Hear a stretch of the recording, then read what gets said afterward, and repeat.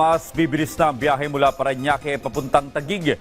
Yan ay matapos buksan ang segment 3B ng Manila to Cavite Toll Expressway o Cavitex, kung saan ang dating 1 oras at kalahating biyahe magiging 15 minuto na lamang. Ang detalye sa report ni Sheila Natividad. Mas mabilis at maginhawang biyahe. Yan ang aasahan ng ating mga kababayan matapos pangunahan ni Pangulong Ferdinand R. Marcos Jr. ang opisyal na pagbubukas ng Segment 3D ng Manila-Cavite Toll Expressway o Cavitex na nagdurugtong sa C5 Road. Bukod kasi sa inaugurasyon nito, inanunsyo rin ni Pangulong Marcos Jr. na toll-free ang segment na ito ng Cavitex sa buong buwan ng Abril, na malaking tulong anya sa mga kababayan nating bumabiyahe. Malaking bagay ito kasi madidecongest, mababawasan ang traffic doon sa mga maliliit na kalsada dahil dito na lang dadaan.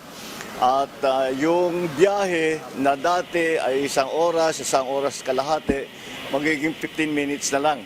At napakalaking bagay yan dahil sa malaking savings sa oras ng mga commuter. Katuwang ng Pangulo sa pagbubukas ng nasabing segment ang mga kinatawan ng Public Estates Authority Toll Corporation, maging sina DPWH Secretary Vince Dizon at Acting DOTR Secretary Giovanni Lopez.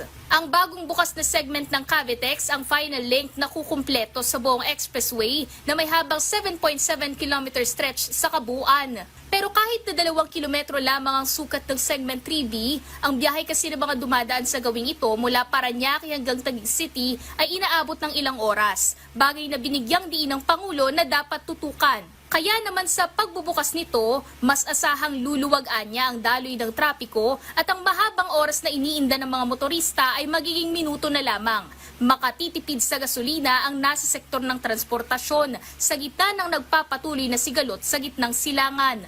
Ito ay suporta, bilang suporta doon sa ating ginagawa ng mga programa na lumalabas doon sa aming diskusyon sa uplift para matulungan nga ang transport. Ito specifically sa transport ang pinag-uusapan. So patuloy natin gagawin ito and dahil nais natin talagang maging mas mabilis, mas maginhawa at mas ligtas ang pagbiyahe ng ating mga kababayan. Simula na rin ang operasyon ng Segment 3B ng Cavitex sa kabuuan. Ang expressway ay kayang mag-accommodate ng humigit kumulang 36,000 na motorista kada araw. Malaki rin ang maitutulong nito, partikular sa kalakalan sa pagitan ng Metro Manila at mga kalapit na probinsya. Gayunpaman, prioridad ng pamahalaan ang ligtas na biyahe ng ating mga kababayan, lalo na ngayong panahon ng Semana Santa. Inaasahan naman ang susunod na pagbubukas ng Central Luzon Link Expressway na nagdurugtong ng Tarlac City sa Cabanatuan City para sa maginhawang biyahe. Sheila Natividad para sa Pambansang TV sa Bagong Pilipinas.